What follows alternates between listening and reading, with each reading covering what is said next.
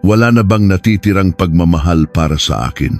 Namatay ang pagmamahal ko noong pinili mong huwag umuwi sa loob ng 9 na araw na iyon, noong pinili mo ang kaligayahan mo sa piling ng iba habang ako ay unti-unting nadudurog sa loob ng sarili nating tahanan. Sa labas ng malaking tarangkahan ng aming mansyon, unti-unting nilamon ng dilim ang huling sinag ng araw. Ang gabi sa Maynila ay tila humihigop ng hininga, tahimik at nakakapangilabot, lalo na kapag tuyot na ang puso ng isang tao. Nakatago ako sa dilim ng ikalawang palapag sa may hagdanan kung saan walang makakapansin sa akin. Ang malamig na semento ay tumatagos sa aking balat, ngunit mas malamig ang pakiramdam sa loob ng aking dibdib. Pinipilit kong pakalmahin ang aking paghinga. Huminga ng malalim, buga, ngunit nagwawala ang aking puso. Sa ibaba, narinig ko ang pamilyar na tunog ng makina ng sasakyan. Isang tunog na kabisado ko na kahit nakapikit ako ay alam ko kung sino ang dumating. Si Mateo, ang asawa ko, ang lalaking nagdaos ng 9 na araw na sunod-sunod na marangyang party sa Boracay para sa ibang babae habang ang buong bansa ay pinag-uusapan ang kanyang kayabangan at kawalang hiyaan. Hindi ako bumaba. Wala na ang dating Cielo. Ang babaeng nagmamadaling mag-ayos ng sarili, naglalagay ng paboritong pabango niya at sasalubong sa pinto na may mainit na ngiti para lang maramdaman niyang may naghihintay sa kanya pagkatapos ng mahabang araw, patay na siya. Namatay si Cielo noong araw na nakita ko ang mga litrato niyang kumakalat sa internet. Yakap-yakap ang babaeng iyon, humahalik sa leeg nito habang sumasayaw sa ilalim ng mga makukulay na ilaw. Namatay ang asawa niya habang nakahawak ako sa aking sinapupunan sa loob ng aming tahimik na kwarto, naghihintay ng kahit isang text man lang, kahit isang simpleng kamusta. Ngunit walang dumating, walang tawag, walang mensahe. Puro lamang halakhak niya kasama ang babaeng iyon ang umaalingaw-ngaw sa aking isipan. Mula sa itaas, sa siwang ng mga kahoy na barandilya, pinagmasdan ko siya. Bumaba siya ng sasakyan.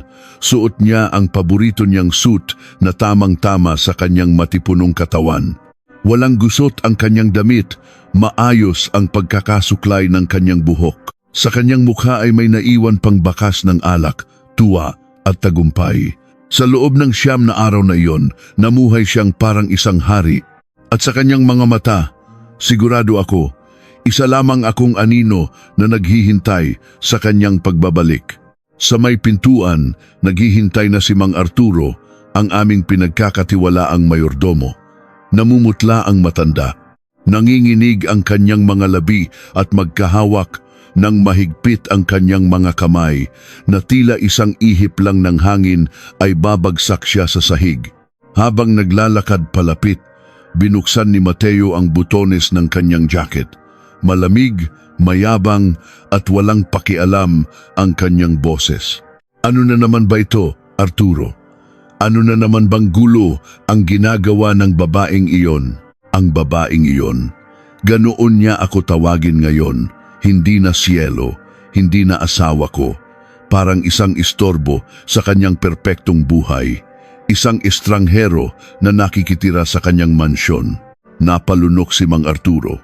Basag na basag ang kanyang boses, puno ng takot at pag-aalinlangan. Sir Mateo, mabuti po at nakauwi na kayo. Nagsalubong ang kilay ni Mateo. Tiningnan niya ng matalim ang matanda. Huwag mo na akong paligoy-ligoy, Arturo. Pagod ako, wala akong oras sa mga drama niya.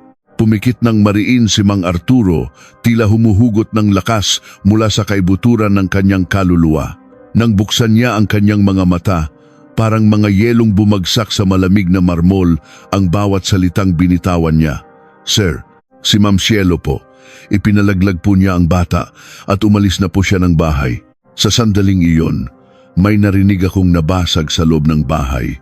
Hindi ito baso o plorera, kundi ang napakataas na kayabangan ni Mateo. Ano? Sumigaw siya. Ang boses niya ay tila pumunit sa malamig na hangin ng gabi. Ulitin mo nga, hindi ko yata narinig ng maayos. Sinunggaban niya si Mang Arturo, mahigpit na nakakapit sa braso ng matanda. Nakita ko kung paano dumaing sa sakit si Mang Arturo dahil sa higpit ng pagkakahawak niya, ngunit pinilit niyang tapusin ang kanyang sasabihin dahil alam niyang wala ng urungan ito. 3 araw na po ang nakakalipas. Tumawag si Ma'am Cielo sa isang pribadong ospital sa Makati at nagpa-opera. Ngayong umaga ko lang po napansin na wala na ang lahat ng gamit niya sa kanyang kwarto. Pati ang mga cash at card sa maliit na vault sa aparador, dala po niya. Nang i-check ko ang CCTV, nakita kong lumabas siya ng 5:00 ng madaling araw, hila-hila ang isang maleta. Wala siyang sinabihan kahit isa sa atin. Umalis po siya nang mag-isa. Binitawan ni Mateo si Mang Arturo na parang napaso sa nagbabagang apoy. Umatras siya ng ilang hakbang. Blanko ang kanyang mga mata, awang ang kanyang mga labi na pilit bumubuo ng salita ngunit walang lumalabas. Hindi totoo yan. Mahal ako ng babaeng yon. Hindi niya magagawa yan. Wala siyang pupuntahan. Nang marinig ko ang mga salitang iyon mula sa itaas, hindi ko napigilang mapangiti ng mapait. Ang luhang kanina ko pa pinipigilan ay tuluyan ng natuyo. Mahal, 9 na araw akong naiwan dito. Pinagtawanan ng buong mundo dahil sa ingranding party niya para sa kanyang kabit. Nakahiga mag-isa sa malamig na operating room, nakatingin sa nakakabulag na puting ilaw, pumipirma sa dokumentong tatapos sa buhay na nasa loob ko. Wala akong kasama kundi ang tunog ng makina ng ospital at ang sarili kong mga hikbi. Kung iyon ang tawag niya sa pagmamahal, matagal na niya itong dinurog at ginawang alikabok. Sa ibaba, nakatayo pa rin si Mateo, nakatulala at hindi makapaniwala. Ngunit bago pa man niya maproseso ang bigat ng katotohanan, isa pang sasakyan ang pumarada sa labas. Isang puting sports car na madalas kong makita sa mga posts sa social media. Bumukas ang pinto at pumasok ang isang babaeng amoy na amoy ang matapang at nakakahilong pabango. Suot ang isang hapit na kulay rosas na dress, kumikinang ang mamahaling bag na binili gamit ang pera ng asawa ko. Si Chloe, ang influencer, ang dahilan kung bakit nagkagulo ang buong bansa nitong mga nakaraang araw. Naramdaman niya ang kakaibang bigat ng hangin sa loob ng bahay, ngunit ngumiti pa rin siya na parang walang nangyari, puno ng kumpiyansa na hawak niya ang mundo. Mateo, babe, bakit nandito ka pa sa sala? Pagod ka ba? Ang dami mong inasikaso sa party natin, parang pumayat ka yata. Halika na sa itaas. Dati, lalambot agad si Mateo sa matamis na boses na iyon. Ipinagmalaki niya si Chloe sa buong mundo, habang ako ay iniwan niya sa bahay para lunukin ang bawat chismis, bawat balita na parang patalim na isinasaksak sa aking lalamunan. Ngunit ngayon, pag-abot ni Chloe sa braso niya, marahas na iwinaksi ni Mateo ang kanyang kamay. Napakatalim ng kanyang tingin, nakakapangilabot at puno ng puot. Lumayas ka, sinong nagsabing sumunod ka rito? Nanigas si Chloe. Nawala ang ngiti sa kanyang mga labi, namula ang kanyang mga mata at bumakas ang pagkapahiya at galit. Bakit ka ganyan magsalita? Sabi mo pagkatapos ng party, hihiwalayan mo na si Cielo at pakakasalan mo ako. Ipinangako mo yon sa harap ng mga kaibigan ko. Tumawa si Mateo, isang tawang walang bahid ng pagmamahal. Pandidiri lamang. Pakakasalan kita. Sino ka ba sa akala mo? Kung hindi dahil sa katangahan mo, kung hindi dahil sa mga posts mo, hindi ipalalaglag ni Cielo ang anak ko. Hindi siya aalis ng bahay. Wala kang kwenta. Umiiyak na sumigaw si Chloe, hindi makapaniwala sa narinig. Huwag mo akong sisihin. Kasalanan ni Cielo na napakaliit ng utak niya para tiisin tayo. Ikaw ang nag-organisa ng 9 na araw na party para sa akin. Alam ng buong mundo na ako ang babae mo. Kung itataboy mo ako ngayon, paano na ako mabubuhay? Sisirain mo ba ang image ko? Tumahimik ka! Sigaw ni Mateo na umalingaw-ngaw sa buong bahay. Walang nagawa si Chloe kundi mapakagatlabi at umiyak ng mahina na balot ng takot. Lumingon si Mateo kay Mang Arturo. Ang boses ay sintigas ng bakal at puno ng desperasyon. Hanapin mo si Cielo. Kahit anong mangyari, gamitin mo lahat ng koneksyon natin. Alamin mo kung saang ospital siya dinala, kung sino ang doktor niya. Hanapin mo lahat ng tumulong sa kanya. Walang makakatakas sa akin. Nagmamadaling umalis si Mang Arturo, umiiwas sa nagbabagang galit ng kanyang amo. Nakatayo lang si Chloe sa gitna ng sala, hindi makapaniwalang sa isang iglap ay itatapon siya na parang isang maruming basahan pagkatapos gamitin. Hindi na siya nilingon ni Mateo, lumayas ka na rin. At huwag ka nang magpapakita sa akin kahit kailan dahil kapag nakita kita ulit, sisiguraduhin kong wala ka nang babalikan. Nanginginig sa galit at kahihiyan si Chloe, ngunit alam niyang ang kapangyarihan sa bahay na ito ay hindi nadadaan sa mga peking luha niya. Kinuha niya ang kanyang bag, tinalikuran si Mateo at umalis. Ang tunog ng kanyang takong sa marmol ay parang mga hibla ng sinulid na isa-isang napapatid, nag-iiwan ng nakakabinging katahimikan sa kanyang paglisan. Nang isara ang pinto, bumalik ang katahimikan sa bahay. Napakatahimik, naririnig ko ang tibok ng sarili kong puso mula sa aking pinagtataguan na tila isang relos na binuhayan ng bagong oras. Napaupo si Mateo sa sofa, idiniin ang kanyang mukha sa kanyang mga palad at sinasabunutan ng sarili. Para siyang mababaliw sa sakit, binibigkas niya ang pangalan ko. Paulit-ulit na parang isang panalangin, ngunit huli na ang lahat.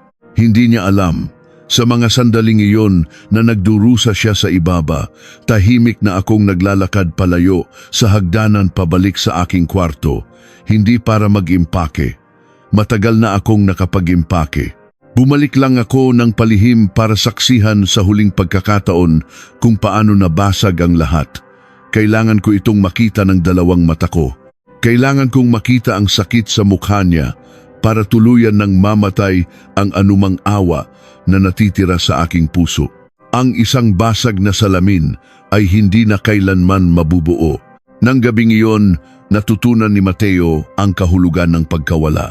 Isang aral na matagal ko nang natutunan bago pa man siya dumating sa puntong ito. At alam ko, kapag ang isang babae ay naging sapat na ang tapang para hilahin ang kanyang maleta tuwing 5:00 ng madaling araw nang walang paalam at walang luha, ang naghihintay sa kanya sa labas ay hindi na pighati, kundi katarungan. Umupo si Mateo sa sofa na parang tinanggalan ng gulugod, mukhang mahina at talunan.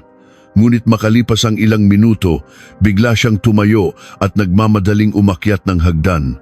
Ang tunog ng kanyang sapato sa kahoy na hagdanan ay mabilis, mabigat at desperado. Para bang kapag nahuli siya ng isang segundo, tuluyan na akong mawawala sa mundong ginagalawan niya. Nakatayo ako sa loob ng kwarto ko, ang kwartong naging saksi sa lahat ng iyak ko, nakahawak sa malamig na hawakan ng huling maleta ko. Narinig ko kung paano niya buksan ng padabog ang pinto ng guest room, ng mga banyo at ng aming walk-in closet. Naghahanap siya ng may desperasyon ng isang taong nasanay na hawak niya ang lahat ng tao sa paligid niya. Ang desperasyon ng isang taong ngayon lang napagtanto na wala na siyang karapatang mag-utos sa tadhana. Ikinandado ko ang pinakamalambot na bahagi ng aking puso. Ang mga ingay na ginagawa niya sa labas ng kwarto ko ay parang background music lamang na naghuhudyat ng pagwawakas ng isang trahedya. Bumukas ng marahas ang pinto ng kwarto ko. Nakatayo si Mateo sa hamba ng pinto, humihingal, tila naging bato. Namumutla niyang tiningnan ang walang laman na kwarto. Walang laman ang malaking aparador, walang naiwang damit. Malinis ang vanity table kung saan dati ay nakasalansan ang mga pabango at makeup ko. Kahit ang manipis na kumot na madalas kong gamitin kapag nilalamig ako ay wala na. Napakalinis ng lahat. Parang walang asawang nabuhay rito, walang tawang umalingaw-ngaw, walang gabing naghihintay sa isang lalaking hindi na darating. Ang tanging naiwan ay ang halimuyak ng paborito kong pabango, umaagos sa hangin, parang tuldok sa dulo ng isang napakahabang pangungusap. Nanginginig ang mga kamay ni Mateo nang humakbang siya papasok. Lumapit siya sa kama at hinawakan ng malamig na bedsheet. Idiniin ang kanyang mga daliri roon. Ang mga kamay na iyon ang humawak sa akin nang mahigpit sa araw ng aming kasal sa harap ng altar. Ngunit ang mga kamay ring iyon ang nag-iwan sa akin sa loob ng 9 na araw para harapin ang malulupit na tsismis. Ang mga masasakit na komento sa social media na nagtatanong kung bakit ang asawa ng isang CEO ay mukhang kawawa. Tumingala siya, iginagala ang kanyang paningin sa bawat sulok. Naghahanap ng kahit anong patunay na naging kanya ako, kahit isang pirasong damit na nakalimutan, kahit isang hibla ng buhok sa unan. Wala. Cielo. Tawag niya. Paos at parang may nakabara sa kanyang lalamunan. Nasaan ka? Walang sumagot. Ang tanging naririnig ay ang ugong ng aircon at ang malakas na guguluhang kabog ng kanyang dibdib. Kinuha niya ang kanyang cellphone mula sa bulsa ng kanyang suit at idinayal ang numero ko nang nagmamadali. Pinatay ko na ang telepono. Sinubukan niyang mag-message, sunod-sunod na text, ngunit nakablock na siya. Sa buong buhay ko, ito ang unang pagkakataon na pinutol ko ang lahat ng koneksyon namin nang walang pag-aalinlangan. Hindi ko na kailangang marinig ang mga paliwanag niya na natukso lang siya, lasing siya noon o nagkamali lang siya at ako pa rin ang mahal niya. Ang pagkakamali ay pagkakamali. Ang pagtataksil ay isang pagpili. Hindi ito mahuhugasan ng kahit gaano karaming luha. Ngayon, habang siya ay gumuguho sa loob ng kwartong iyon, nakasakay na ako sa isang pribadong sasakyan panorte.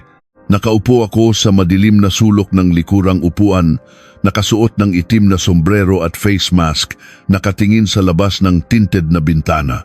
Ang mga ilaw ng Maynila ay tila mga pinutol na dilaw na linya na pabilis ng pabilis na iniiwan ng sasakyan. Ang nakaraan ay umaatras na parang isang masamang panaginip na unti-unti nang naglalaho sa pagsikat ng araw. Naramdaman ko ang pag-vibrate ng bago kong telepono. Isang mensahe mula kay Elena, ang pinagkakatiwalaan kong personal assistant bago pa man ako pumasok sa walang kwentang kasal na ito. Ang babaeng naging saksi sa lahat ng sakripisyo ko. Ma'am Cielo, ayos na po ba ang lahat? Nakalabas na po ba kayo ng ligtas? Nakahanda na po ang mga dokumento at naka-standby na po ang mga tao sa kumpanya ni Sir. Naghihintay na lang po sila ng senyales ninyo. Pagkabasa ko sa mensahe, humigpit ang hawak ko sa telepono, ang kumpanya ng aking ama. Ang Montemayor Holdings, isa sa pinakamalaking conglomerate sa bansa. Ang bagay na hindi alam ni Mateo o marahil ay hindi niya pinagkaabalahang alamin nang pakasalan niya ako. Palagi niyang iniisip na isa lamang akong ordinaryong babae na galing sa simpleng pamilya na umaasa sa kanyang yaman para mabuhay. Hinayaan ko siyang maniwala roon.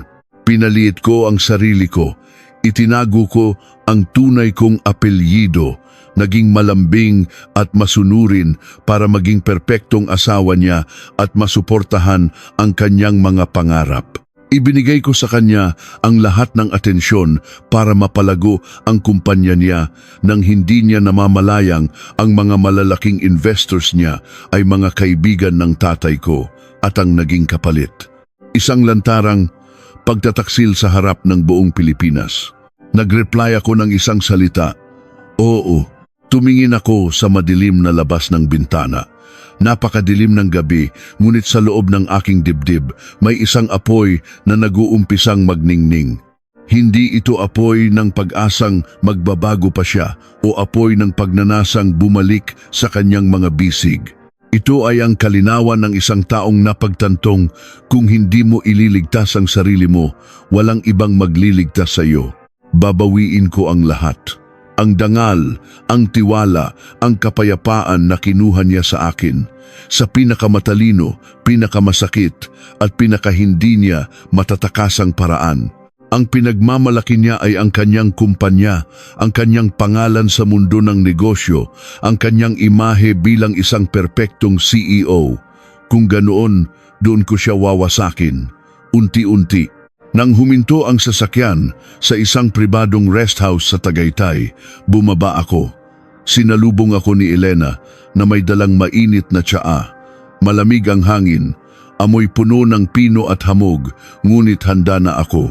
Ibinigay sa akin ni Elena ang isang makapal na folder sa ibabaw ng lamesang kahoy. Walang nakatagong sikreto rito, puros katotohanan lang.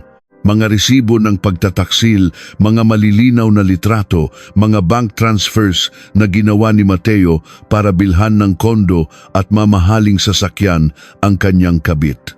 Binuksan ko ang aking laptop at nag-login sa isang dummy email na matagal ko nang inihanda. Hindi ko ito ginawa dahil alam kong lolokohin niya ako, kundi dahil tinuruan ako ng aking ama na palaging mag-iwan ng emergency exit para sa sarili ko kahit sa taong pinakamamahal ko. Pinili ko ang mga contact ng pinakamalalaking media outlets, gossip blogs at mga sikat na showbiz pages sa bansa. Isang click lang para buksan ang pintuan ng impyerno para kay Mateo. Makalipas ang isang oras, habang humihigop ako ng tsaa, sumabog ang internet. Ang pangalan ni Mateo at Chloe ay nasa lahat ng headlines at trending topics. Ang mga tao ay galit na galit. Ang mga investors niya na sumusuporta lang sa kanya dahil sa sikretong utos ng pamilya ko ay siguradong magsisimula ng magpanik at bawiin ang kanilang mga pondo. At ito ay simula pa lamang. Aalisin ko ang bawat hibla ng kanyang tagumpay hanggang sa wala nang matira kundi ang kanyang pagsisisi.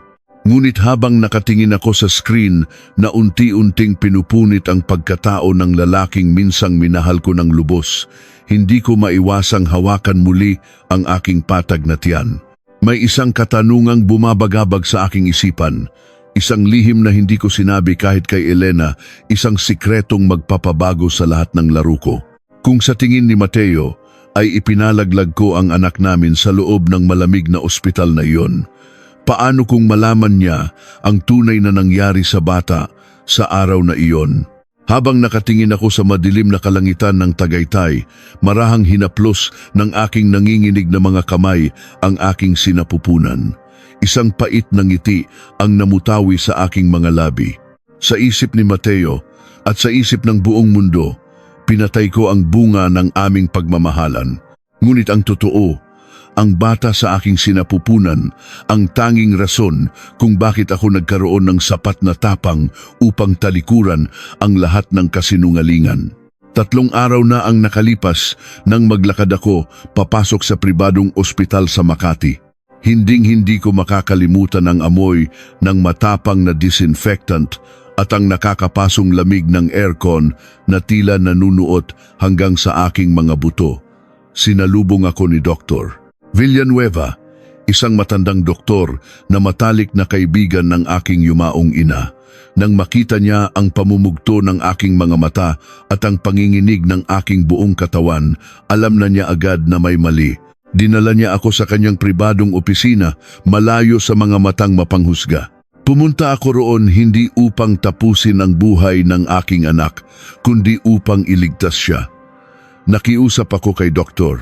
Villanueva na tulungan akong gumawa ng peking medical records na magpapatunay na dumaan ako sa isang abortion.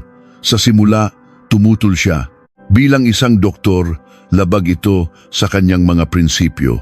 Ngunit nang ikwento ko sa kanya ang kawalang hiyaan ni Mateo, ang 9 na araw na party para kay Chloe, habang ako ay nagdurugo ang puso sa loob ng aming bahay, nakita ko ang pamumuo ng luha sa mga mata ng matanda.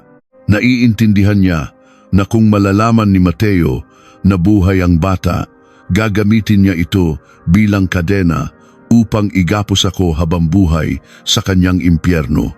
Hindi ko hahayaang lumaki ang anak ko sa isang tahanan kung saan ang pagtataksil ay itinuturing na normal. Ang anak ko ang magiging lakas ko at poprotektahan ko siya kahit kapalit nito ay ang kasamaan ng aking imahe sa paningin ng asawa ko. Ito ang pinakamalaking sikreto ko. Isang lihim na magiging huling kuko sa kabaong ng pagkatao ni Mateo kapag dumating ang tamang panahon. Samantala sa Maynila, hindi pa sumisikat ang araw ay gising na si Mateo.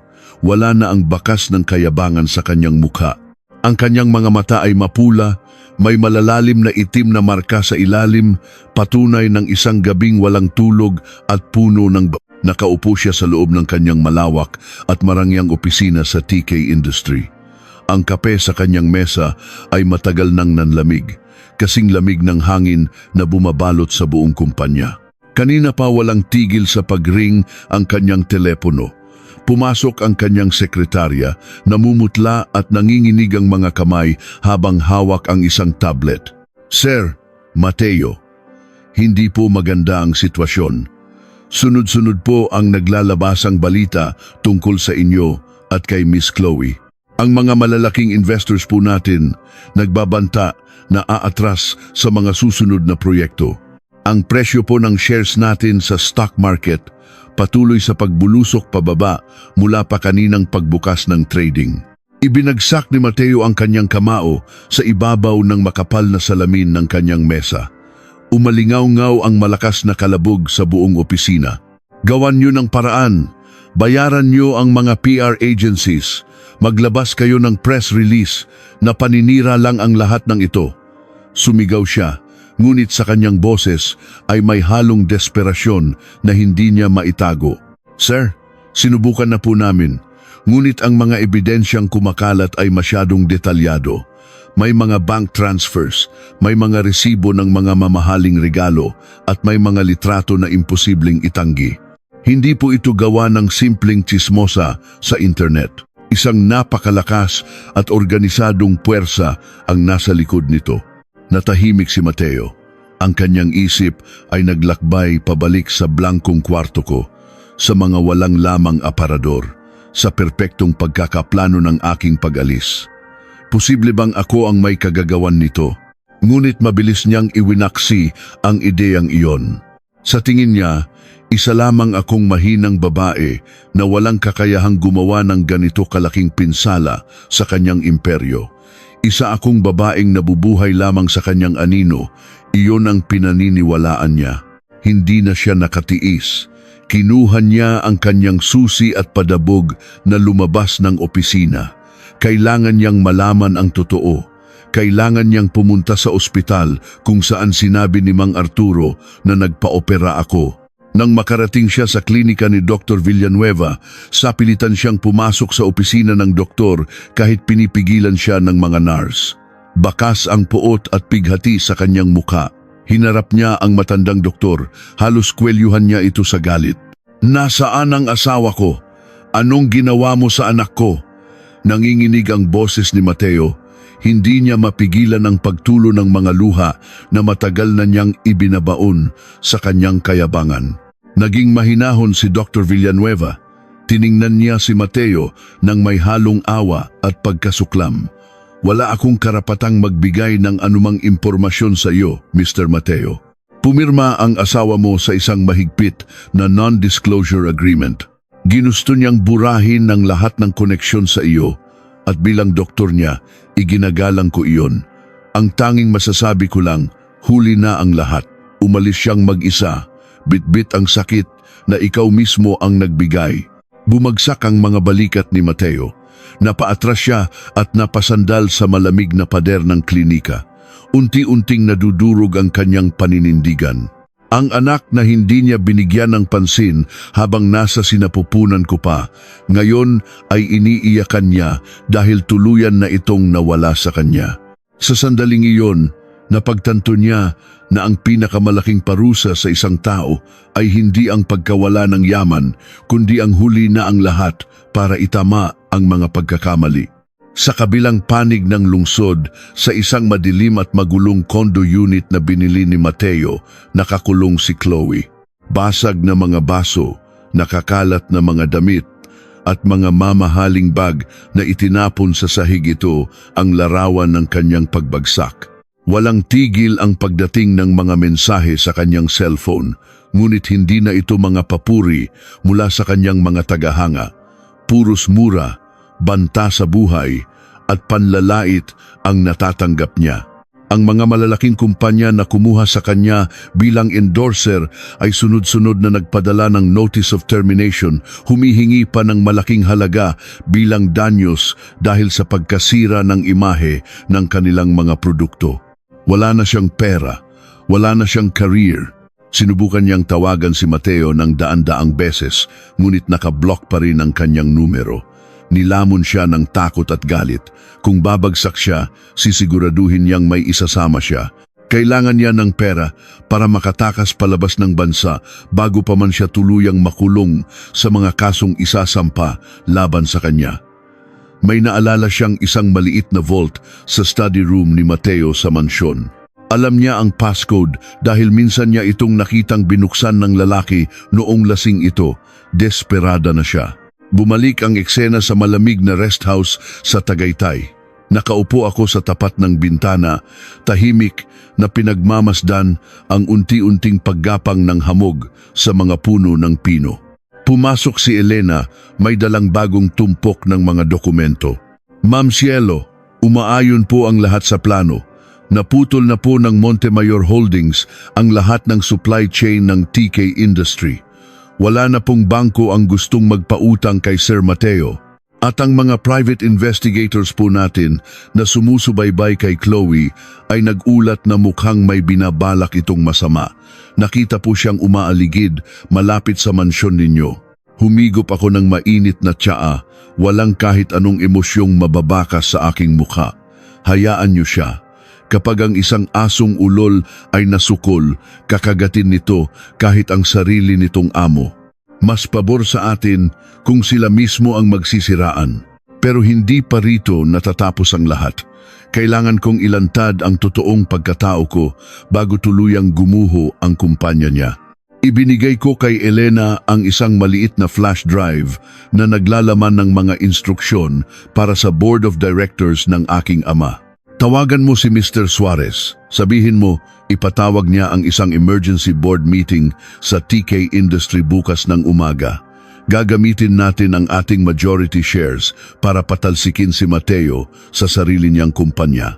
At sisiguraduhin kong naroon ako upang tingnan siya sa mga mata habang tinatanggalan ko siya ng korona. Kinahapunan, habang pilit na inaayos ni Mateo ang gusot sa kanyang kumpanya, dumating ang isang pribadong investigador na lihim niyang binayaran. Inutusan niya itong hanapin ako. Umaasa pa rin siya na mahahanap niya ang kanyang mahina at kaawa-awang asawa na baka sakaling mapatawad ko siya kung luluhod siya sa harapan ko. Pumasok ang investigador sa opisina ni Mateo. Maputla ang mukha nito at halatang kinakabahan. Inilapag niya ang isang manipis na brown envelope sa imbabaw ng mesa. Sir Mateo, nahanap ko na po ang mga impormasyon tungkol sa nakaraan ng asawa ninyo, pero tingin ko po ay hindi ninyo magugustuhan ang mga malalaman ninyo. Kumunot ang noo ni Mateo. Ano bang sinasabi mo? Akin na nga iyan. Padabog na kinuha ni Mateo ang envelope at mabilis na binuksan ito.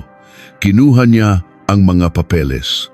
Sa unang pahina, nakita niya ang isang kopya ng birth certificate. Nanlaki ang kanyang mga mata. Napalunok siya ng malalim na tila may malaking bato na bumara sa kanyang lalamunan. Ang kanyang buong katawan ay pinanghinaan. Halos mabitawan niya ang papel. Hindi lang isang simpleng babae si Cielo. Nakasulat ng malinaw sa dokumento ang buong pangalan ko, Cielo Marie Montemayor. Ang kaisa-isang anak na babae at tagapagmana ng Montemayor Holdings, ang pinakamakapangyarihang conglomerate sa buong bansa. Ang mismong kumpanya na lihim na sumisira at bumibili ng mga shares ng TK Industry ngayon. Nabitawan ni Mateo ang papel. Unti-unting lumabo ang kanyang paningin habang tinatanggap ng kanyang utak ang isang nakakapanindig balahibong katotohanan. Ang babaeng ginawa niyang alipin sa loob ng sarili nilang bahay, ang babaeng ipinagpalit niya sa isang murang babae, ay ang Diyos ng mundo ng negosyo na maaari siyang durugin sa isang pitik lamang ng daliri. Habang nakatulala si Mateo at nanginginig sa matinding takot at pagsisisi, biglang tumunog ang intercom sa kanyang mesa. Sir Mateo, Nanginginig ang boses ng kanyang sekretarya. May dumating po ditong official notice. Ang Montemayor Holdings po, hawak na nila ang 51% ng kumpanya natin. At may ipinatawag po silang emergency board meeting bukas ng alas 8 ng umaga at ang bagong majority shareholder po mismo ang mamumuno. Nanlamig ang buong katawan ni Mateo. Ang kanyang pag-ikot ng mundo ay tuluyan ng huminto. Bukas ng umaga, haharapin niya ang nag-iisang taong sumira sa buhay niya. Ngunit habang nagaganap ang gabi ng matinding takot para kay Mateo, sa kabilang banda, nakapasok na si Chloe sa loob ng madilim na mansyon. Dahan-dahan siyang naglakad papunta sa study room, hawak ang isang maliit na flashlight. Subalit, nang mabuksan niya ang pinto ng kwarto, may isang pamilyar na anino na nakaupo sa silya ng opisina sa gitna ng dilim. Isang boses ang bumasag sa katahimikan ng gabi, isang boses na nagpatigil sa pagtibok ng puso ni Chloe. Naghahanap ka ba ng mananakaw, Chloe? O baka naghahanap ka ng katapusan mo? Naghahanap ka ba ng mananakaw, Chloe? O baka naghahanap ka ng katapusan mo? Ang tinig na iyon ay tila yelong dumampi sa batok ni Chloe. Nanigas ang kanyang buong katawan. Nabitiwan niya ang maliit na flashlight at ang tunog nito na bumagsak sa sahig na gawa sa mamahaling kahoy ay tila kulog sa gitna ng nakakabinging katahimikan. Dahan-dahan siyang lumingon, nanginginig ang mga tuhod. Sa isang madilim na sulok ng malawak na study room, pumasok ang malamig na liwanag ng buwan mula sa bintana, sapat upang ilantad ang anino ng isang lalaking nakaupo sa silya. Si Mateo. May hawak siyang baso ng alak. Ang mga mata niya ay walang buhay, kasing lamig ng isang patay, ngunit may nagbabagang galit na nakatago sa kailaliman nito. Mateo, babe. Pilit na pinatamis ni Chloe ang kanyang nanginginig na boses. Sinusubukang gamitin ang kanyang lumang alindog na minsang nagpaikot sa lalaking nasa harapan niya. Akala ko wala ka rito. Pumunta lang ako para sana mag-usap tayo. Alam kong mahal mo pa ako. Biglang tumayo si Mateo. Inihagis niya ang baso ng alak sa pader. Nababasag ito sa libu-libong piraso kasabay ng malakas na pagtalsik ng pulang likido na tila dugo sa puting pader. Napasigaw si Chloe at napatakip ng mukha. Huwag mo akong tatawaging ganyan. Umalingaw-ngaw ang galit na sigaw ni Mateo. Humakbang siya palapit kay Chloe na parang isang mabangis na hayop na handang pumatay. Mahal, kailanman ay hindi kita minahal. Isa ka lang laruan. Isang pagkakamali na sumira sa buong buhay ko. At ngayon, papasok ka sa bahay ko para magnakaw, para kunin ang natitirang yaman ko bago ako tuluyang lumubog. Umatras si Chloe hanggang sa sumandal ang kanyang likod sa malamig na pader. Umiiyak na siya ng tuluyan na wala na ang kanyang kayabangan. Mateo, parang awa mo na, wala na akong pera. Sinisira nila ang buhay ko sa internet. Kinasuhan ako ng mga kumpanya. Kailangan ko lang ng pera para makaalis ng bansa. Ibigay mo na sa akin kung ano ang nasa vault mo. May karapatan din ako sa mga yaman mo. Ako ang kasama mo noong mga araw na iniwan mo ang asawa mo. Isang mapait at malademonyong halakhak ang kumawala sa mga labi ni Mateo. Lumapit siya ng husto, tiningnan si Chloe mula ulo hanggang paa ng may matinding pandidiri. Karapatan? Wala kang karapatan kahit sa isang sentimo ko. Ang babaeng may karapatan sa lahat ng ito ay ang babaeng ipinagpalit ko sa isang basurang katulad mo. Ang babaeng nagdadalang tao sa anak ko na sana ay magiging tagapagmana ng lahat ng ito. Bago pa man makasagot si Chloe, biglang bumukas ang mga ilaw sa labas ng mansyon. Narinig ang sunod-sunod na tunog ng sirena ng pulisya.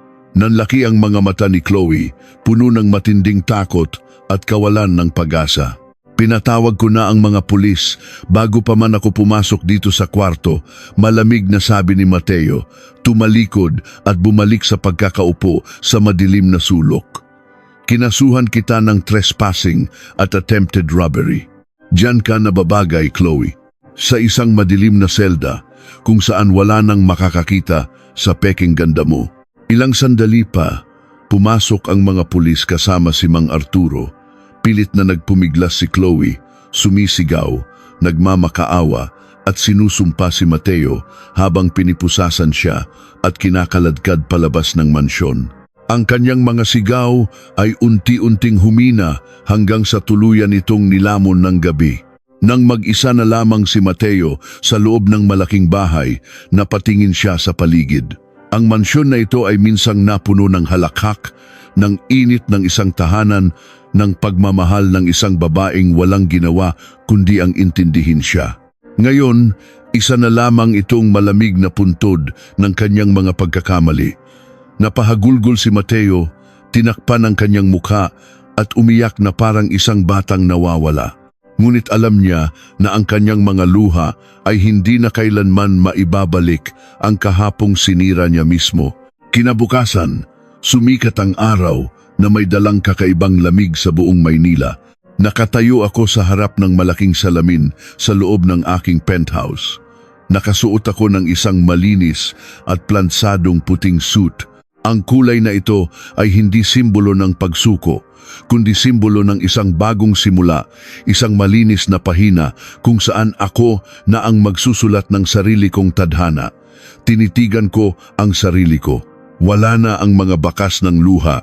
Wala na ang malungkot at naghihintay na mga mata.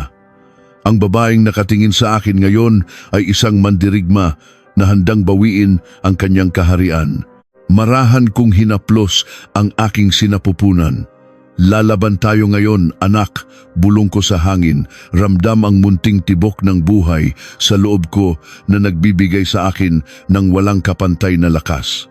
Hindi ko hahayaang lumaki ka sa isang mundong puno ng kasinungalingan. Tatapusin na ng mami ang laban na ito. Pumasok si Elena, maayos ang pananamit at may hawak na isang itim na leather folder. Ma'am Cielo, handa na po ang sasakyan. Nag-umpisa na ring dumating ang mga miyembro ng Board of Directors sa headquarters ng TK Industry. Wala pa po si Sir Mateo, pero inaasahan nilang darating siya anumang oras ngayon. Tumango ako at huminga ng malalim. Tayo na. Nang huminto ang aking itim na sasakyan sa harap ng mataas na gusali ng TK Industry, sinalubong ako ng bulong-bulungan ng mga empleyado sa lobby. Ang gusaling ito ay ang imperyong ipinagmamalaki ni Mateo, ang lugar kung saan siya itinuturing na Diyos. Ngunit habang naglalakad ako papasok kasama ang aking mga abogado at si Elena, unti-unting nahawi ang mga tao na parang dagat. Nakayuko sila, hindi makapaniwala na ang babaeng madalas nilang pagtsismisan bilang kawawang asawa ay naglalakad ngayon na tila nagmamay-ari ng hangin na kanilang nilalanghap. Pag-akyat namin sa pinakamataas na palapag, bumukas ang mabibigat na pinto ng silid ng mga direktor. Ang malawak na kwarto ay napuno ng mga kilalang negosyante, mga matatandang lalaki na nakasama ni Mateo sa pagbuo ng kumpanya. Ngunit nang makita nila ako, tumahimik ang lahat.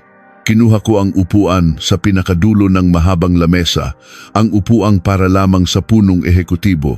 Ilang minuto ang lumipas, bumukas muli ang pinto. Pumasok si Mateo. Ang kanyang hitsura ay malayo sa aroganteng lalaking nagdaos ng 9 na araw na party. Gusot ang kanyang damit, maputla ang kanyang mukha, at ang kanyang mga mata ay tila nagbubuhat ng bigat ng buong mundo. Huminto siya sa paglalakad nang magtama ang aming mga paningin. Nakita ko kung paano huminto ang kanyang paghinga, kung paano nanginig ang kanyang mga labi. Ang sakit, gulat at matinding pagsisisi ay nakaguhit sa bawat linya ng kanyang mukha. Cielo, pabulong niyang bigkas, halos hindi makabasag ng pinggan. Miss Montemayor na ngayon, Mr. Mateo, malamig at walang emosyon kung pagtatama sa kanya. Magsimula na tayo. Ang pulong na iyon ay isang masaker sa mundo ng negosyo. Inilatag ng aking mga abogado ang lahat ng mga ebidensya ng katiwalian sa loob ng TK Industry. Ang mga pondo ng kumpanya na ginamit ni Mateo para bilhan ng mga ari-arian ang kanyang kabit. Ang mga peking kontrata na ginamit ng kanyang mga tauhan upang magnakaw ng milyon-milyong piso.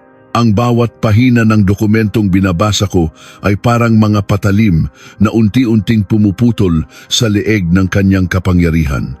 Ang mga direktor na dati ay kaalyado ni Mateo ay tahimik na nakayuko, natatakot na isama ko sila sa mga kasong kriminal na isasampa ko.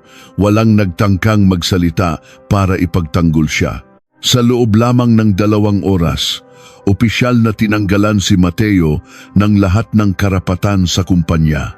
Ang kanyang mga shares ay napunta sa akin bilang kabayaran sa mga utang na idinulot ng kanyang mga kapabayaan at siya ay formal na pinatalsik bilang punong ehekutibo.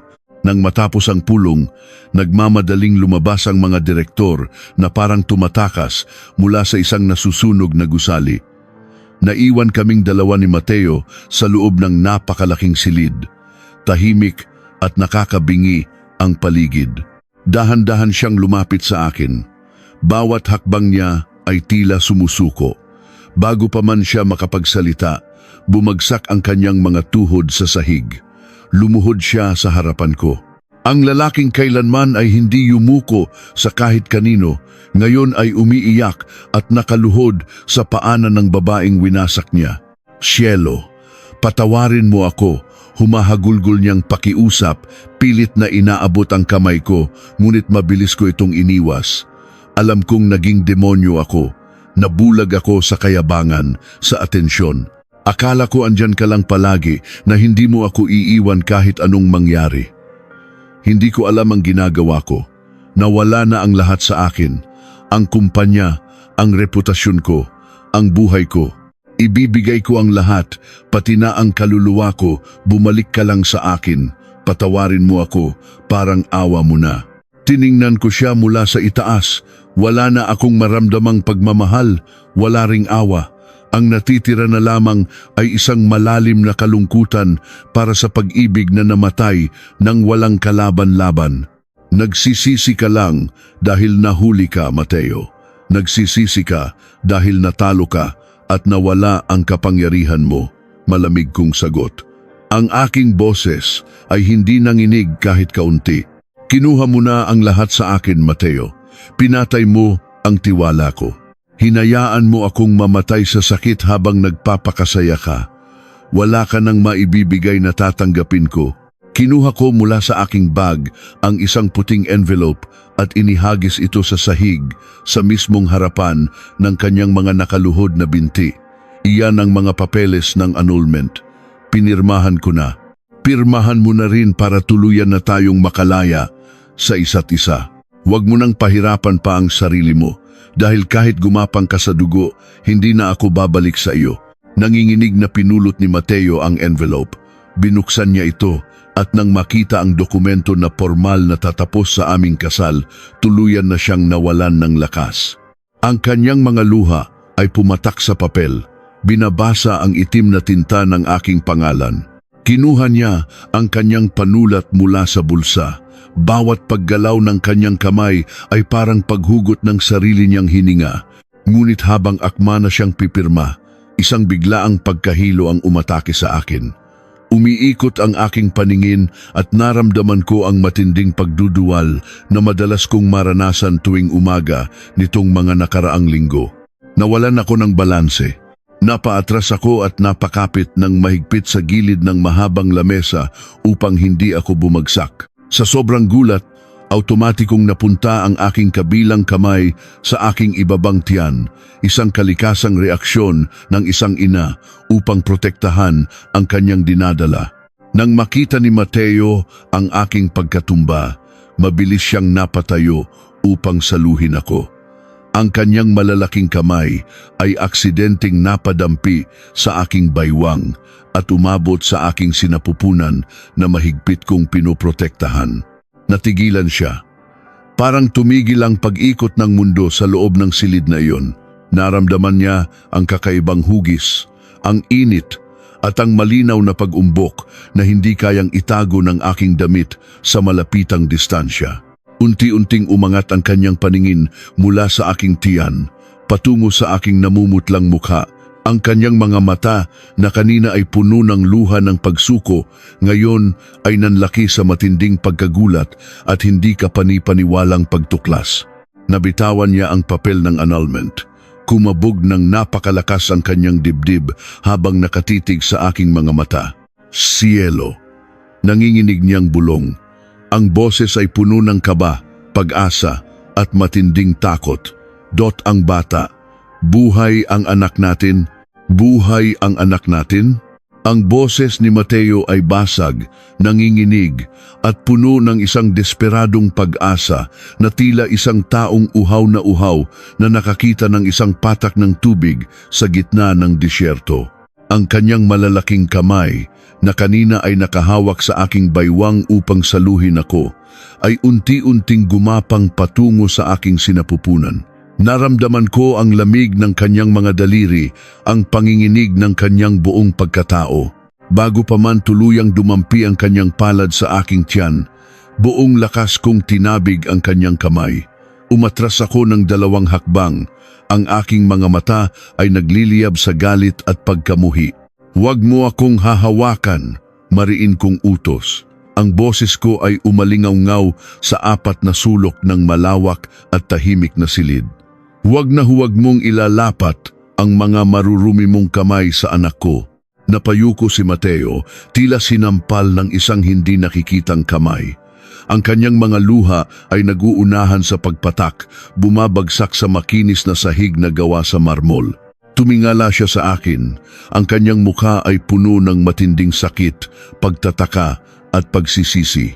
Bakit, Cielo? Bakit mo itinago sa akin? Humahagulgol niyang tanong. Ang kanyang dibdib ay mabilis na tumataas at bumababa. Bakit mo pinalabas na pinatay mo ang bata? Bakit mo hinayaang isipin ko na tuluyan na akong nawalan ng anak? May karapatan din ako, Cielo. Ako ang ama. Isang mapaklang ngiti ang sumilay sa aking mga labi.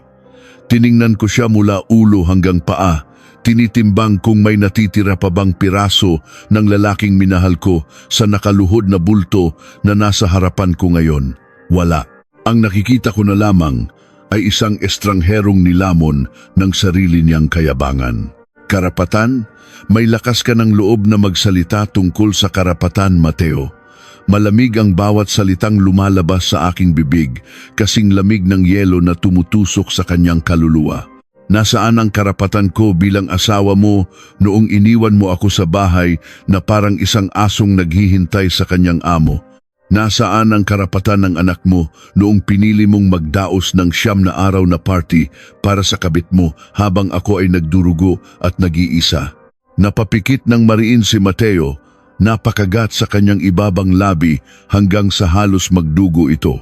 Itinago ko ang anak ko dahil ayaw kong lumaki siya sa isang mundong puno ng kasinungalingan. Patuloy ko, ang aking tinig ay tumataas, dala ang lahat ng pait na kinimkim ko sa loob ng mahabang panahon.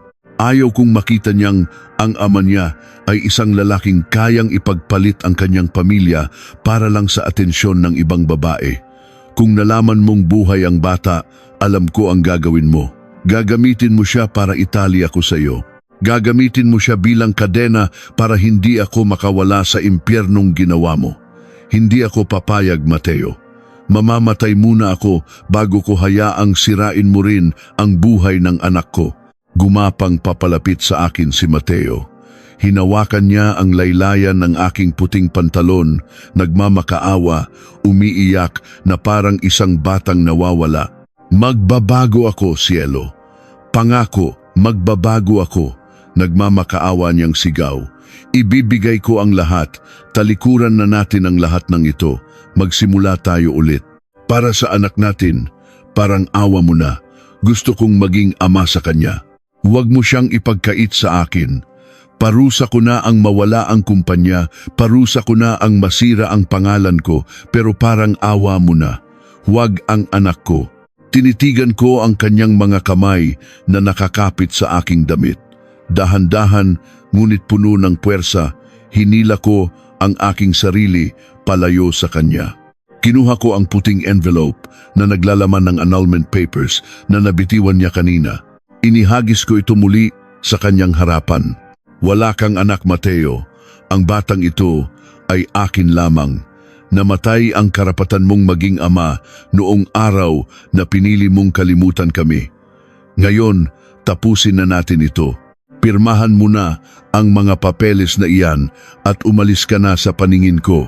Dahil kung hindi, sisiguraduhin kong hindi lang ang kumpanya ang mawawala sa iyo, kundi pati ang kalayaan mo.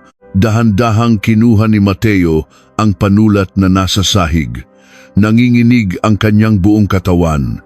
Bawat paggalaw ng kanyang mga daliri ay tila may mabigat na batong nakadagan.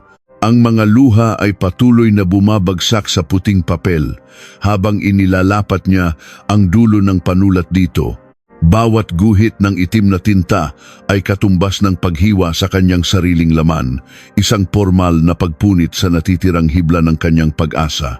Nang matapos siyang pumirma, inilapag niya ang papel sa sahig. Dahan-dahan siyang tumayo, parang isang matandang nawalan ng lakas at sigla. Hindi na siya lumingon pabalik. Naglakad siya palabas ng malaking pintuan ng silid. Ang kanyang mga balikat ay bagsak, ang kanyang hakbang ay mabigat. Habang papalayo ang kanyang figura, naramdaman ko ang pagluwag ng aking dibdib. Wala na. Tapos na ang kabanata ni Mateo sa buhay ko. Ngunit ang giyera ay hindi pa tuluyang nagwawakas. Nang makuha ko ang buong kontrol ng TK Industry, hindi ako nag-aksaya ng panahon. Ang kumpanyang ito ay matagal nang pinamumugaran ng mga tiwaling direktor at opisyales na sumuporta kay Mateo sa kanyang mga maling desisyon. Hindi ko hahayaang pamunuan ko ang isang imperyong bulok sa loob. Kinabukasan, ipinatawag ko ang lahat ng natitirang miyembro ng Executive Committee. Sa pangunguna ni Mr. Tuazon, isang matandang direktor na palaging may nakakalokong ngiti at uhaw sa kapangyarihan, umupo sila sa harap ko na tila nagmamatyag, sinusubok kung hanggang saan ang kakayahan ng isang babaeng kagaya ko. Magandang umaga, mga Ginoo. Panimula ko, nakaupo ng tuwid at may malamig na ekspresyon. Sana ay malinaw na sa inyo na ako na ang nagpapatakbo ng kumpanyang ito. At bilang unang hakbang ng aking pamumuno, magkakaroon tayo ng malawakang paglilinis. Nawala ang ngiti ni Mr. Tuazon. Paglilinis? Miss Montemayor, matagal na kaming nagsisilbi sa kumpanyang ito. Kami ang nagpatayo nito kasama ni Mateo. Huwag mong isipin na dahil hawak mo ang pinakamalaking shares, ay maaari mo na kaming alisin na parang mga alikabok. Inilapag ko sa gitna ng mesa ang isang makapal na itim na folder. Hindi shares ang gagamitin ko para alisin kayo, Mr. Tuazon, kundi ito. Binuksan ko ang folder. Naglalaman ito ng mga lihim na bank accounts, peking resibo at mga kontratang pinirmahan nila na naglipat ng bilyon-bilyong piso ng kumpanya papunta sa kanilang mga personal na offshore accounts. Ang mga ebidensyang ito ay maingat na inipon ng mga investigador ng aking ama sa loob ng maraming taon. Namutla si Mr. Tuazon at ang iba pang mga direktor. Ang kanilang mga mukha na kanina ay puno ng kayabangan ay napalitan ng matinding takot at panghihina. Mayroon kayong dalawang pagpipilian, malamig kong wika. Una, mag-resign kayo ng tahimik ngayon din at ibalik ang lahat ng perang ninakaw ninyo sa kumpanya. O pangalawa, tatawagan ko ang mga pulis na naghihintay sa labas ng gusaling ito at ipapasa ko sa kanila ang mga dokumentong ito. Kayo ang pumili. Walang nakapagsalita. Alam nilang wala silang takas. Ang TK Industry ay hindi na ang palaruan ng mga tiwali. Ako na ang bagong reyna at linilinis ko ang aking kaharian ng walang itinitirang dumi. Habang abala ako sa pag-aayos ng kumpanya, nakatanggap ako ng tawag mula kay Elena. Ma'am Cielo, may tumatawag po mula sa City Jail. Si Chloe po. Ginagamit daw po niya ang kanyang one phone call right para kausapin kayo. Sasagutin ko po ba? Huminga ako ng malalim. I-connect mo sa linya ko. Nang sagutin ko ang tawag, narinig ko agad ang garalgal, umiiyak at tila nababaliw na boses ni Chloe mula sa kabilang linya. Wala na ang malambing at aruganteng influencer.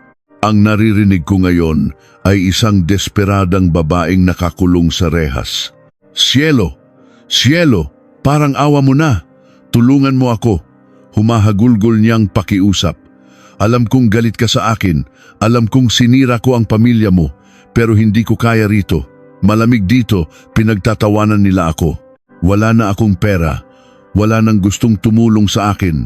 Iatras mo na ang mga kaso, parang awa mo na. Kakausapin ko si Mateo, sasabihin kong iatras din ang kaso niya sa akin. Tulungan mo ako, Cielo. Tumahimik ako ng ilang sandali. Hinahayaang umalingaw-ngaw ang kanyang mga iyak sa aking tainga. Walang bahid ng awa sa aking puso. Bakit kita tutulungan, Chloe? Mahinahon ngunit matalas kong tanong. Noong pumunta ka sa mansyon namin at nagyabang sa harap ko, naisip mo ba ang mararamdaman ko? Noong ipinagmalaki mo sa buong bansa ang 9 na araw na party ninyo habang nakahiga ako sa malamig na ospital, naawa ka ba sa akin? Natahimik si Chloe, tanging mga mahihinang hikbi ang naririnig. Sinasanay mo na ba ang sarili mo sa malamig na selda? Patuloy ko. Dahil diyan ka na mabubuhay ng matagal na panahon. Ang ginawa mo sa akin ay hindi isang simpleng pagkakamali, Chloe. Sadyang sinira mo ang buhay ko para sa sarili mong ambisyon. Ngayon, pagbayaran mo ang bawat luha na ipinaluha mo sa akin. Huwag mo na akong tatawagan kahit kailan. Ibinaba ko ang telepono nang walang pag-aalinlangan. Natapos na rin ang bahagi ng babaeng sumira sa aking pagsasama. Ang hustisya ay unti-unti nang naibibigay. Napasandal ako sa aking malambot na swivel chair. Ipinikit ang aking mga mata at huminga ng malalim. Parang sa wakas, nagkakaroon na ng katahimikan ang magulo kong mundo. Ang kumpanya ay nasa ilalim na ng aking kontrol. Si Mateo ay tuluyan nang nawalan ng kapangyarihan at tuluyan nang nalaman na wala siyang karapatan sa anak ko. Si Chloe ay nabubulok na sa kulungan. Lahat ay umaayon sa aking plano. Binuksan ko ang aking mga mata at ngumiti. Ang kapayapaan ay tila abot kamay na. Ngunit biglang bumukas ng malakas ang pinto ng aking opisina. Pumasok si Elena. Ang kanyang mukha ay parang nakakita ng multo. Pawis na pawis siya at nanginginig ang kanyang mga kamay habang hawak ang isang maliit na brown na sobre. Ma'am, Cielo. Nanginginig ang boses ni Elena, tila kinakapos ng hininga. May problema po. Isang napakalaking problema. Agad akong napatayo. Ang kaba ay mabilis na gumapang sa aking dibdib. Ano yon, Elena? Anong nangyari? May nag-iwan po nito sa reception area sa ibaba. Para raw po sa inyo. Inilapag ni Elena ang brown na sobre sa ibabaw ng aking mesa. Ang mga tinanggal ninyong direktor sa pangunguna ni Mr. Tuazon. Hindi pala sila tahimik na umalis. May hawak po silang isang lihim na dokumento. Kumunot ang aking noo. Dokumento tungkol saan? Napalunok si Elena, hindi makatingin ng diretsyo sa aking mga mata. Tungkol po sa nakaraan ng inyong ama, ma'am. Tungkol sa kung paano itinayo ang Montemayor Holdings. Nagiwan po sila ng mensahe. Ilalabas daw po nila ang dokumentong ito sa media. Sisirain nila ang buong pangalan ng pamilya Montemayor at ipapakulong nila ang inyong ama. Kung hindi ninyo ibabalik sa kanila ang buong kontrol ng TK Industry at kung hindi ninyo sila bibigyan ng kalahati ng yaman ng inyong pamilya. Nanlamig ang buong katawan ko. Kinuha ko ang sobre gamit ang nanginginig na mga daliri. Nang buksan ko ito at basahin ang unang pahina, tila huminto ang pagtibok ng aking puso.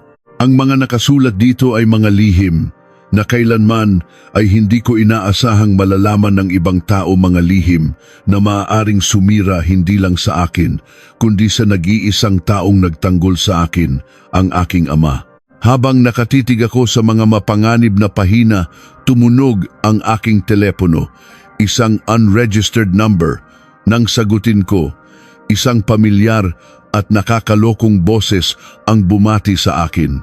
Miss Montemayor, bati ni Mr. Tuazon mula sa kabilang linya. Ang kanyang tawa ay puno ng pagbabanta. Nagustuhan mo ba ang munting regalo namin? Akala mo ba talaga tapos na ang laro? Nagustuhan mo ba ang munting regalo namin? Akala mo ba talaga tapos na ang laro? Ang boses ni Mr. Tuazon sa kabilang linya ay parang kalawang na unti-unting kumakain sa bakal, magaspang, puno ng kayabangan at walang kahit anong bakas ng takot. Umalingaw-ngaw ang kanyang halakhak sa aking tainga, isang tunog na nagpatayo sa aking mga balahibo at nagdala ng matinding kaba sa aking dibdib. Napakapit ako ng mahigpit sa gilid ng aking mesa. Pinilit kong panatilihing kalmado ang aking hininga kahit na sa loob-loob ko ay tila gumuho ang sementong tinatapakan ko. Ano ang gusto mong palabasin, Tuazon? Sa tingin mo ba ay matatakot mo ako sa mga peking dokumento? Peke? Tumawa siyang muli, isang tawang puno ng kumpiyansa. Miss Montemayor, kilala ko ang tatay mo, si Don Roberto. Bago pa man siya naging Diyos ng industriya, marami siyang tinapakang tao. Ang mga papeles na hawak mo ngayon ay mga orihinal na kontrata, 20 taon na ang nakalipas. Mga lupaing sa pilitang kinuha, mga opisyal na sinuhulan at isang kaso ng pagpatay sa isang lider ng unyon na itinago ng pamilya ninyo gamit ang inyong yaman at impluensya. Nanlamig ang aking buong katawan. Napatingin ako sa mga dokumentong nakakalat sa aking mesa. May mga pirma roon, mga bank transfer records na luma na ngunit malinaw pa rin ang mga numero. At ang pinakamasakit sa lahat, naroon ang pamilyar na pirma ng aking ama. Ibalik mo sa amin ang TK Industry, nagbabantang patuloy ni Mr. Tuazon. Ibalik mo sa akin ang posisyon ko bilang punong ehekutibo at ilipat mo ang 30% ng shares ng Montemayor Holdings sa pangalan ko.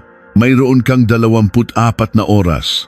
Kapag hindi mo ginawa iyan, ang mga dokumentong iyan ay nasa kamay na ng bawat istasyon ng telebisyon bukas ng umaga.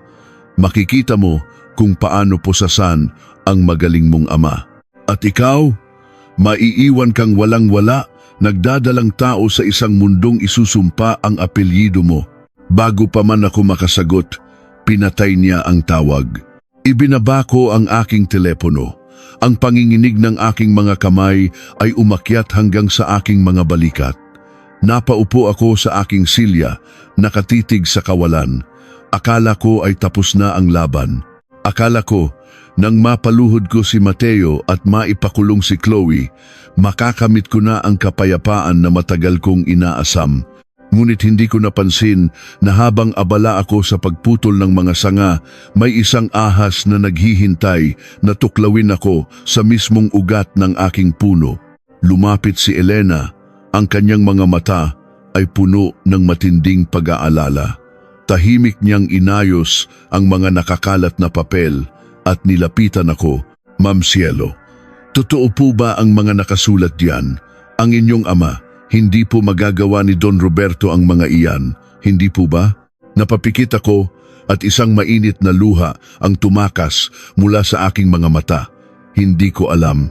Buong buhay ko, kilala ko ang aking ama bilang isang mabuti at marangal na tao.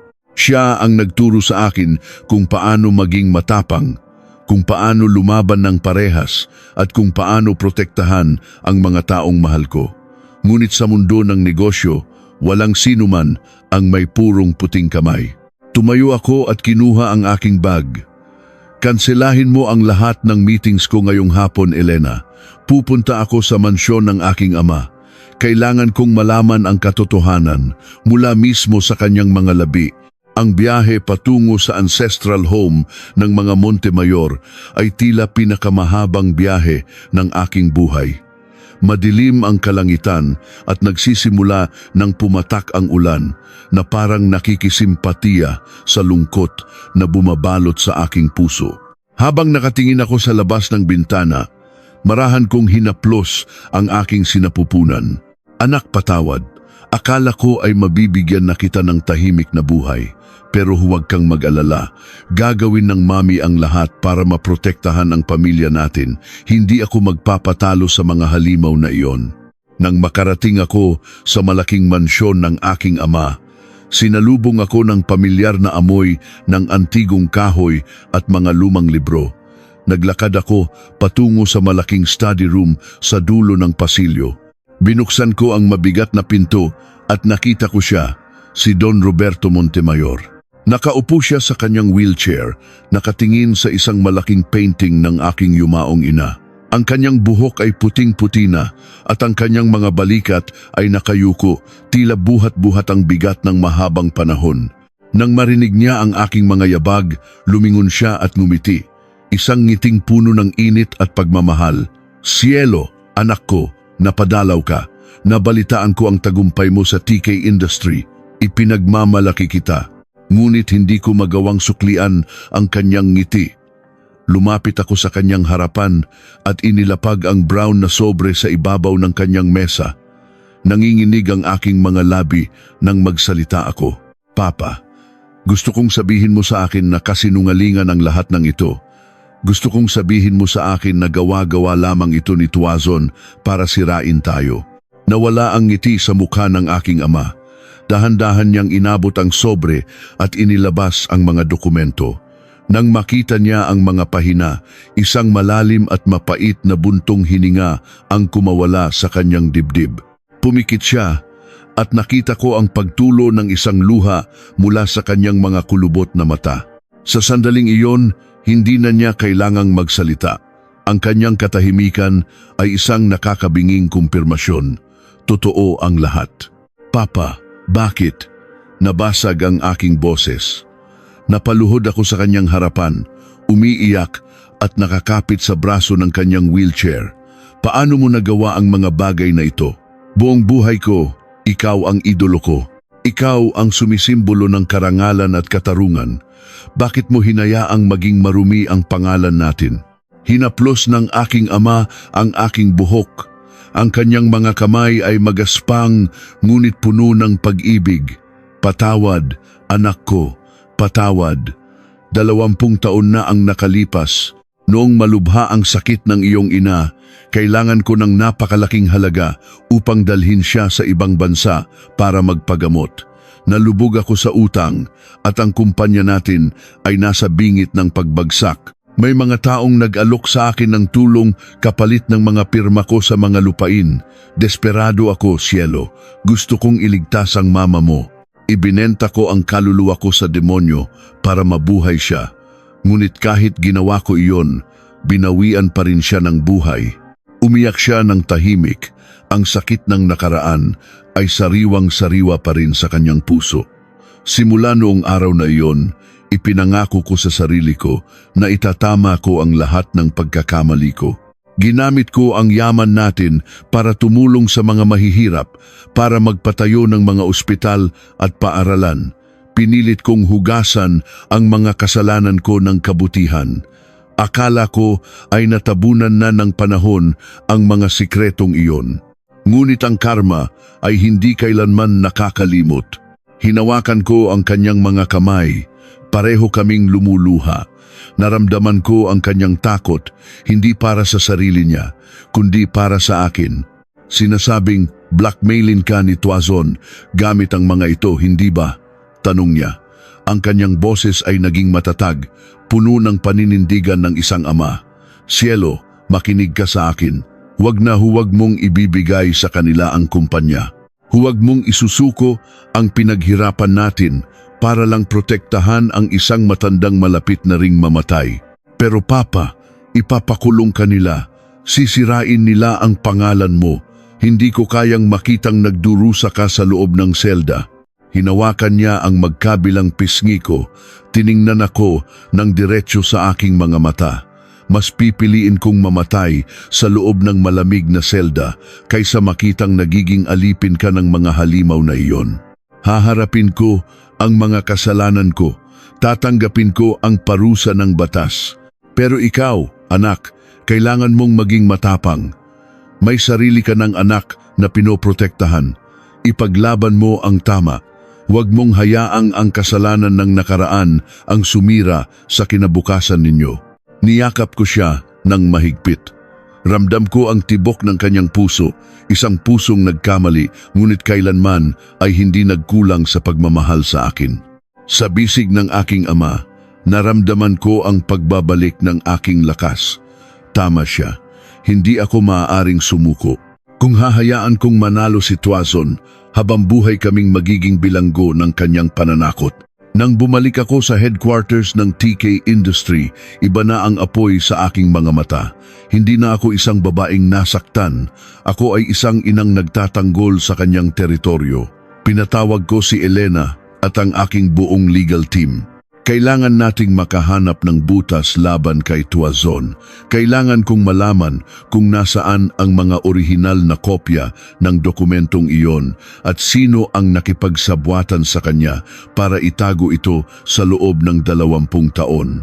Hahalukayin ninyo ang lahat ng bank records niya, bawat ari-arian niya sa loob at labas ng bansa. Aatake tayo bago pa man niya tayo maunahan. Habang abala kaming nagbabalangkas ng plano, biglang may kumatok at bumukas ang pinto ng aking opisina. Lahat kami ay napatigil. Nakatayo sa pintuan ang isang bulto na hindi ko inaasahang makikita pa. Si Mateo. Ngunit hindi ito ang Mateo na kilala ko. Payat siya, magulo ang buhok, at ang kanyang mga damit ay hindi na mamahaling suit, kundi isang simpleng jacket na medyo lukot pa. Ang kanyang mukha ay puno ng pasa at may hiwa sa gilid ng kanyang labi. Tila ba nakipagbugbugan siya sa labas. Agad na tumayo ang aking mga gwardya upang harangin siya, ngunit itinaas niya ang kanyang mga kamay, tanda ng pagsuko. Wala akong balak manggulo, Cielo. Malat at mahinang wika niya, ang kanyang mga mata ay diretsyong nakatingin sa akin. Pumunta ako rito para tulungan ka. Tumawa ako ng mapait at pinaupo ang aking mga gwardya. Tulungan ako, ikaw, Mateo. Pagkatapos mong sirain ang buhay ko, lalapit ka rito para mag-alok ng tulong? Anong laro na naman ba ito? Lumapit siya ng ilang hakbang, ngunit nanatiling malayo ang distansya. Kinuha niya mula sa bulsa ng kanyang jacket ang isang maliit na silver flash drive at ipinatong ito sa gilid ng kalapit na mesa. Wala na akong karapatan sa iyo, Cielo. Alam ko iyon. Panimula niya, ang kanyang boses ay puno ng pighati at pagtanggap sa kanyang kapalaran. Matapos kong malaman na buhay ang bata, hindi na ako nakatulog. Habang buhay kong dadalhin ang konsensya na iniwan ko kayo ng sarili kong anak para sa isang pagkakamali. Pero nalaman ko kung ano ang ginagawa ni Tuazon sa iyo ngayon. Nalaman kong binablackmail kanya gamit ang nakaraan ng tatay mo. Kumunot ang aking noo. Paano mo nalaman? Dahil si Tuazon din ang nagtangka sa akin kagabi, sagot niya. Itinuro niya ang mga pasa sa kanyang mukha. Ipinabugbog niya ako sa mga tauhan niya. Gusto niyang ibigay ko sa kanya ang master password ng lahat ng lihim na server ng kumpanya para makuha niya ang natitirang pondo. Matagal ko nang alam na magnanakaw si Tuazon at matagal ko na ring inipon ang lahat ng ebidensya laban sa kanya. Ang flash drive na iyan, nandyan ang lahat. Mga video ng pagsuhol niya sa mga huwes, mga transaksyon niya sa sindikato, at ang patunay na siya mismo ang pumatay sa dating tauhan ng ama mo para makuha ang mga dokumentong ginagamit niya ngayon pang blackmail sa iyo. Nanlaki ang mga mata ko. Tiningnan ko ang maliit na flash drive.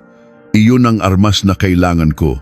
Iyon ang alas na magpapatumba kay Tuazon ng tuluyan. Tiningnan ko si Mateo.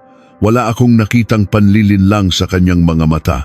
Tanging isang taong nawalan ng lahat at pilit na ginagawa ang isang huling kabutihan. Bakit mo ito ginagawa, Mateo? Bakit mo ibinibigay sa akin ang kaisa-isang alas na pwede mo sanang gamitin para iligtas ang sarili mo? Ngumiti siya ng malungkot at isang luha ang pumatak sa kanyang pasa. Dahil hindi ito para sa akin, Cielo, para ito sa anak ko. Hindi ko man siya makakasama, hindi man niya ako makikilala bilang ama niya, pero hindi ko hahayaang mapahamak siya At ikaw, dahil lang sa mga demonyong pinapasok ko sa buhay natin, protektahan mo siya, Cielo. Mahalin mo siya para sa akin. Tumalikod siya at naglakad palabas ng pinto. Tahimik at mabigat ang bawat hakbang niya, tila ba tuluyan na niyang tinatalikuran ang kanyang sarili at ibinibigay ang kanyang natitirang hininga para sa aming kaligtasan. Tinitigan ko ang flash drive. Dahan-dahan ko itong kinuha. Ang malamig na metal nito ay tila mainit na apoy sa aking palad. Elena, tawag ko. Ang aking boses ay matatag. I-connect mo ang flash drive na ito sa computer. Alamin mo kung totoo ang mga nilalaman nito. Kapag napatunayan nating tama si Mateo, ipadala mo agad ang isang kopya sa National Bureau of Investigation. Mabilis na kumilos si Elena.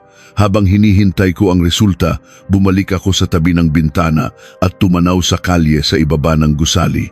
Umuulan pa rin.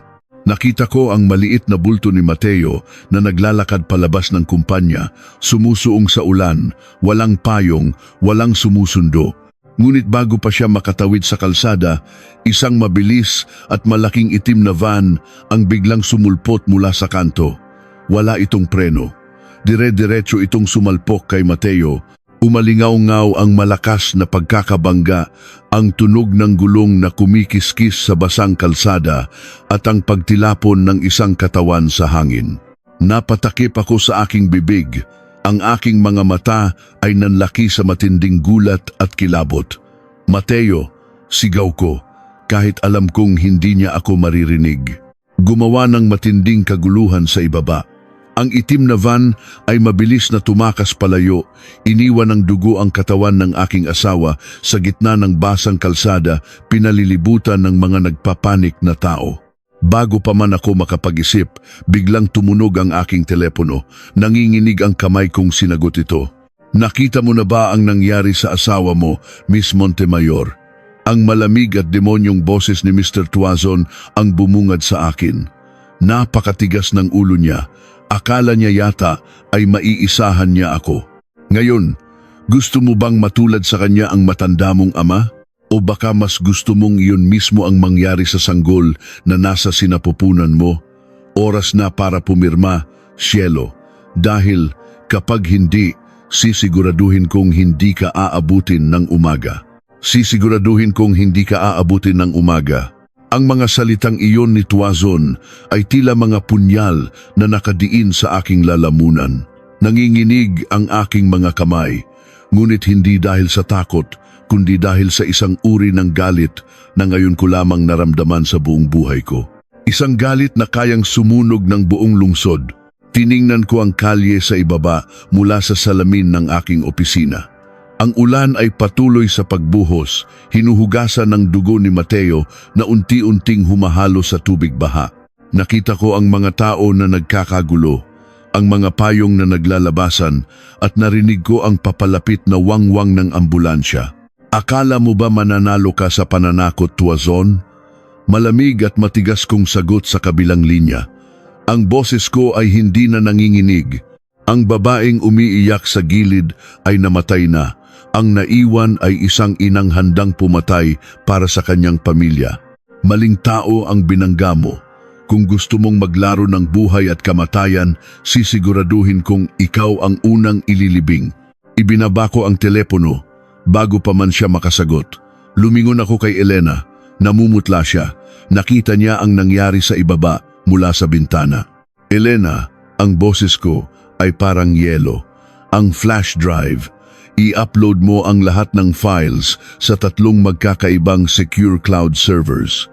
Ipadala mo ang mga kopya sa lahat ng kilalang investigative journalists, sa NBI at sa Chief of Police. Walang matitira. Gusto kong sumabog ang balitang ito sa buong bansa bago lumubog ang araw. Pero, Ma'am Cielo, ang banta ni Mr. Tuazon. Gawin mo! Sigaw ko, isang sigaw na nagmula sa kaibuturan ng aking kaluluwa. Kapag hawak na ng buong mundo ang katotohanan, wala na siyang magagawa para takutin tayo. Ang pagtatago ang magpapahamak sa atin. Ang liwanag ang papatay sa kanya. Habang nanginginig na nagtatype si Elena sa kanyang computer, mabilis akong naglakad palabas ng opisina. Sumakay ako sa elevator pababa.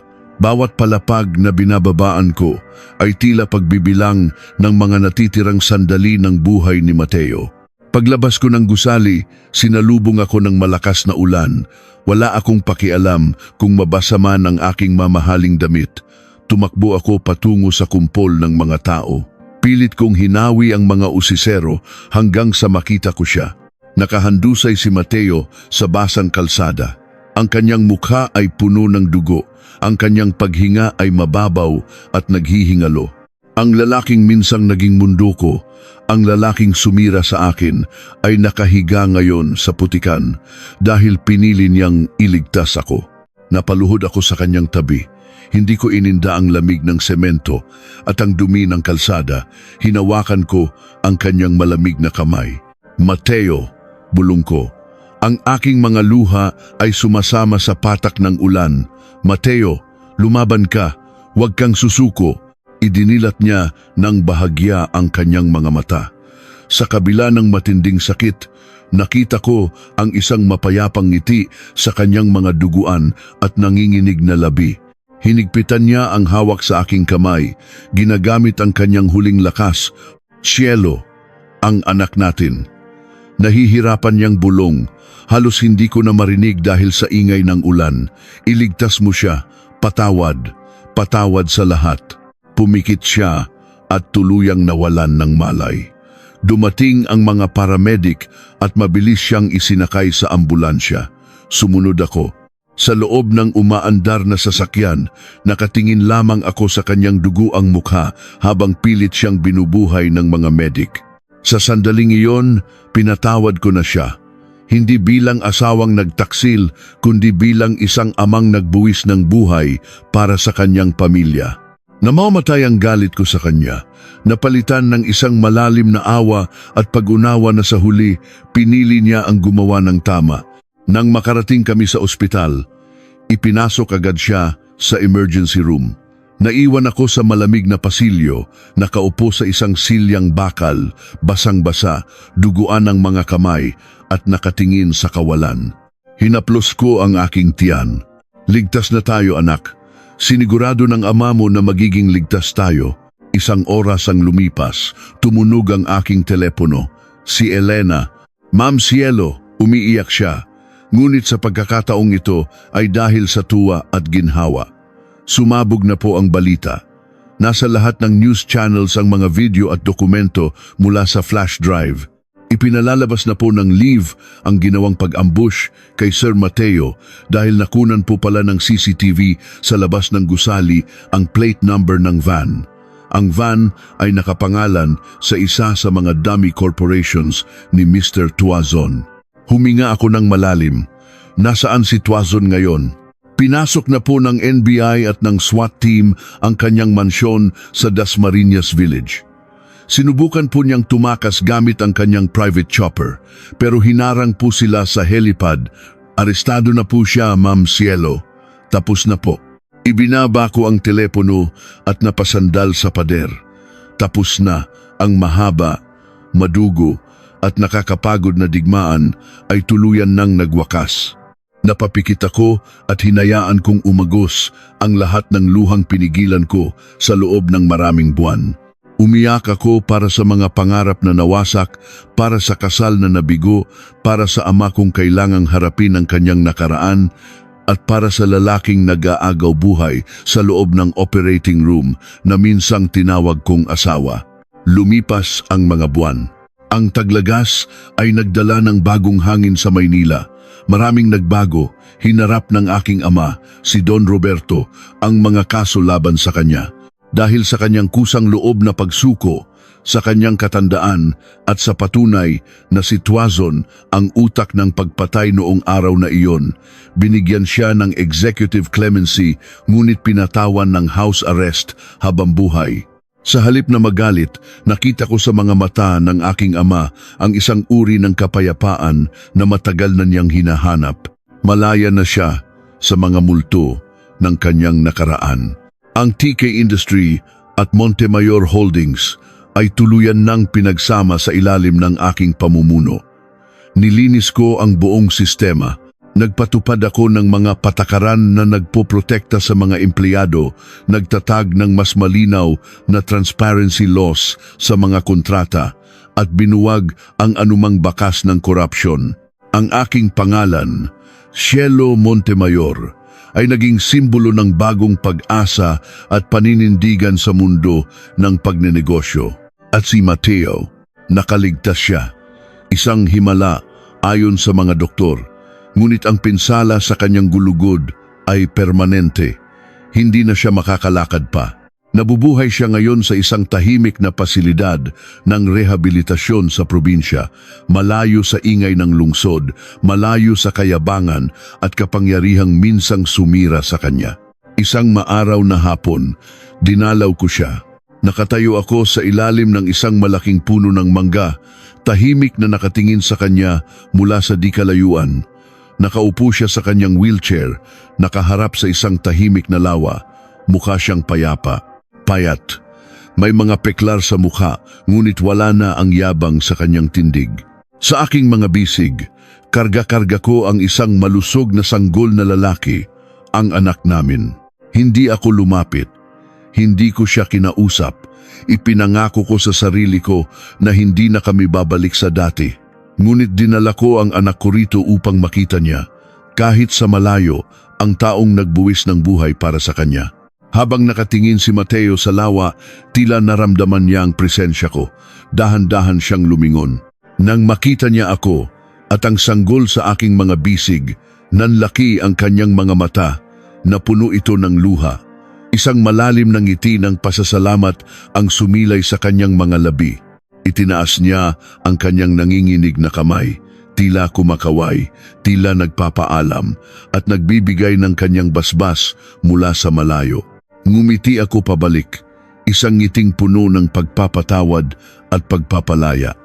Tumalikod ako at naglakad palayo. Dala ang aking anak patungo sa isang maliwanag at tahimik na kinabukasan. Natutunan ko na ang tunay na kapangyarihan ay hindi nasusukat sa dami ng pera o sa laki ng kumpanya, kundi sa kakayahan mong bumangon mula sa pagkawasak nang hindi nawawala ang iyong pagkatao. Ikalimang kaarawan ng anak ko, bumalik ako sa aking opisina pagkatapos ng isang masayang selebrasyon sa bahay. Habang inaayos ko ang mga papeles sa aking mesa, napansin ko ang isang itim na kahon na walang pangalan o address ng nagpadala. Nakapatong ito sa mismong ibabaw ng aking laptop. Kumunot ang aking noo. Tinawag ko ang aking sekretarya. Sino ang nag-iwan nito rito? Wala po akong napansin, Ma'am Cielo. Nakasara po ang opisina ninyo buong maghapon, nagtatakang sagot niya. Dahan-dahan kong binuksan ang itim na kahon. Sa loob nito ay may isang lumang gintong relo na basag ang salamin at isang kapirasong papel na may nakasulat na mensahe gamit ang pulang tinta. Nang basahin ko ang nakasulat, naramdaman ko ang panlalamig ng aking dugo at ang pagtigil ng ikot ng aking mundo. Akala mo ba talaga natapos ang lahat noong nakulong si Tuazon? Hindi pa nagsisimula ang totoong paniningil, Cielo. Maghanda ka. Sino ang nagpadala ng mensaheng ito? Ano ang ibig sabihin ng basag na relong ito? At bakit, sa kabila ng lahat ng pinagdaanan ko, nararamdaman kong ang pinakamalaking unos sa buhay ko ay paparating pa lamang?